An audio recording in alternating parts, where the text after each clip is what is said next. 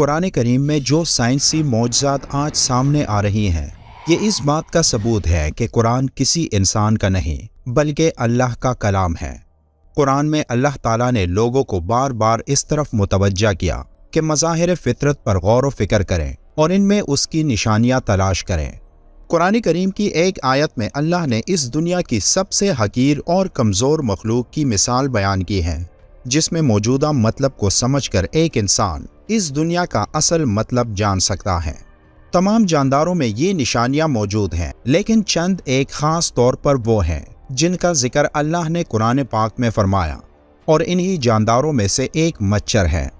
جب قرآن پاک میں مکڑی اور مکھی کی مثال بیان ہوئی تو مشرک کہنے لگے کہ بھلا ایسی حقیر چیزوں کے بیان کی قرآن جیسی اللہ کی کتاب میں کیا ضرورت؟ تب اللہ نے ان کے جواب میں یہ آیات نازل فرمائی۔ اللہ تعالیٰ اس بات سے بالکل شرم اور ندامت محسوس نہیں کرتا کہ وہ کسی مچھر کی مثال بیان کرے یا اس کے اوپر کی کسی چیز کی۔ جو مومن ہیں وہ یقین کرتے ہیں وہ ان کے پروردگار کی طرف سے سچ ہے، اور جو کافر ہیں وہ کہتے ہیں کہ اس مثال سے خدا کی مراد ہی کیا ہے۔ اسی طرح اللہ ایک ہی بات کے ذریعے بہت سے لوگوں کو گمراہ ٹھہراتا ہے اور بہت سے لوگوں کو ہدایت دیتا ہے، اور اس سے صرف انہی کو گمراہی میں ڈالتا ہے جو پہلے سے ہی نافرمان ہیں۔ مچھر بے شک ایک معمولی اور غیر اہم سا جاندار ہے، مگر اس پر غور و فکر کیا جائے تو اس میں بھی اللہ کی بہت ساری نشانیاں دیکھنے کو ملتی ہیں۔ اللہ تعالیٰ نے مچھر کے لیے قرآن میں بعودتا کا لفظ استعمال فرمایا ہے، اور یہ لفظ مؤنث ہے۔ مچھر کی دنیا میں کوئی 3500 اقسام ہیں، اور ان تمام اقسام میں صرف مچھر کی مادہ ہی انسانوں، حیوانوں اور پرندوں کا خون چوستی ہیں، جبکہ نر مچھر نباتات اور پھلوں کا رس چوستا ہے۔ سوال یہ پیدا ہوتا ہے کہ مچھر کی جنسی شناخت تو آج کی میڈیکل سائنس کا کارنامہ ہے کہ آج ہمارے پاس ایسی جدید خوردبین ہے جو کسی شے کو ہزاروں اور لاکھوں گنا بڑا کر کے دکھاتی ہیں، جبکہ قرآن نے بعودتا کا لفظ بول کر 1450 سال قبل بتا دیا کہ وہ مچھر جس سے انسانوں کو تکلیف پہنچتی ہے وہ مادہ مچھر ہے، نر نہیں ہے۔ منافقوں نے اگرچہ مچھر اور مکھی کے چھوٹے پن کی وجہ سے قرآن پر اعتراضات کیے، لیکن اگر ان میں تھوڑی سی عقل ہوتی اور اس چھوٹے سے جانور کی ساخت اور بناوٹ پر غور و فکر کرتے تو سمجھ لیتے کہ اس کے بنانے میں باریک بینی اور عمدگی کی ایک دنیا صرف ہوئی ہے کہ جس سے عقل حیران رہ جاتی ہے۔ امام جعفر صادق اس چھوٹے سے حیوان کی خلقت کے بارے میں ارشاد فرماتے ہیں، اللہ نے مچھر کی مثال دی ہے، حالانکہ وہ جسامت کے لحاظ سے بہت چھوٹا ہے، لیکن اس کے جسم میں وہ تمام آلات اور اعضاء ہیں جو خشکی کے سب سے بڑے جانور کے جسم میں ہیں، یعنی ہاتھی، اور اس کے علاوہ بھی اس کے 2 عضو یعنی سینگ اور پر ہیں جو ہاتھی کے پاس نہیں۔ یہ ظاہر کمزور سا جانور جسے خدا نے ہاتھی کی طرح پیدا کیا، اس میں غور و فکر انسان کو پیدا کرنے والے کی عظمت کی طرف متوجہ کرتا ہے، خصوصاً اس کی سونڈ جو ہاتھی کی سونڈ کی طرح اندر سے خالی ہے اور وہ مخصوص قوت سے خون کو اپنی طرف کھینچتی ہے۔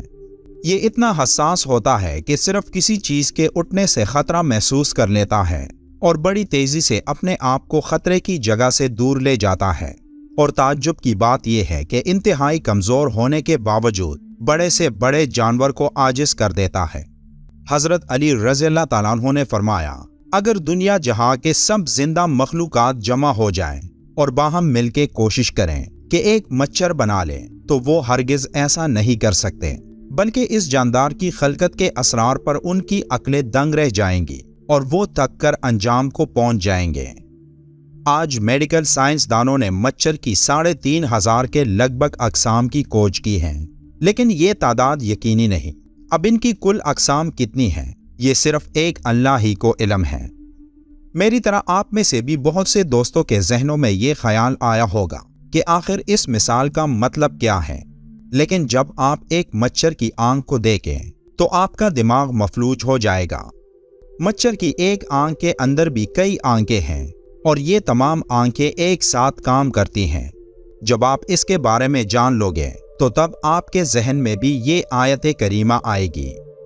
سائنس نے اس مچھر کے بارے میں بہت کچھ انکشافات کیے، کہ یہ چھوٹی سی مخلوق کتنے انسانوں کی جان لیتا ہے۔ یہ تو بہت تفصیلی باتیں ہیں، مگر چند باتیں ایسی ہیں جو میں آپ سے شیئر کرنا چاہوں گا۔ مچھر کی 100 آنکھیں ہیں جو سب کے سب اس کے سر میں ہیں۔ ایک مچھر کے 48 دانت ہیں۔ اس کے 3 دل ہیں اور تینوں مختلف قسم کے ہیں۔ مچھر کے سونڈ میں 6 چریاں ہیں اور ہر چری کا اپنا کام ہے۔ مچھر کے دونوں طرف 3/3 پر ہیں۔ مچھر کے اندر حرارت کا پورا نظام ہے اور اسی کے ذریعے یہ انسانی جلد کی رنگت کو تاریکی میں پہچانتا ہے۔ مچھر کی سوئی میں نشہ کرنے کا نظام ہے جس سے کاٹتے وقت انسان کو محسوس نہیں ہوتا اور کاٹی ہوئی جگہ خون چوسنے سے سوج جاتی ہے۔ ایک مچھر کے اندر خون کا تجزیہ کرنے کا نظام بھی ہے، اس لیے وہ ہر خون نہیں چوستا۔ اس بارے میں سائنس کی سب سے حیران کن تحقیق میں یہ بات سامنے آئی کہ ایک مچھر کے اوپر اس کے پر ہوتے ہیں جو اس سے بھی ہلکے ہوتے ہیں، اور مچھر کے پر کے اوپر ایک مائکروسکوپک پیراسائٹ ہوتا ہے، ایک جاندار جو مچھر سے بھی حقیر چیز ہے، جو تمہیں اپنی آنکھ سے نظر بھی نہیں آتی۔ اللہ تعالیٰ کو تو تمہارے اعمال کی اور غلط کاموں کی مثال دینے کے لیے ایسی چیزوں کو سامنے لانے میں کوئی مشکل نہیں، اور یہی وہ چیز ہے جس کے بارے میں اللہ نے سورہ البقرہ کی آیت نمبر 26 میں مچھر کی مثال دینے کے بعد فرمایا، اللہ تعالیٰ اس بات سے بالکل شرم اور ندامت محسوس نہیں کرتا کہ وہ کسی مچھر کی مثال بیان کریں یا اس کے اوپر کی کسی چیز کی۔ اللہ ہم سب کو قرآن پڑھنے اور اس پر عمل کرنے کی طاقت عطا کرے۔ ویڈیو کے آخر میں ایک بار درود شریف پڑھنا مت بھولیے گا۔ ملتے ہیں ایک اور معلوماتی ویڈیو میں، تب تک کے لیے اللہ حافظ۔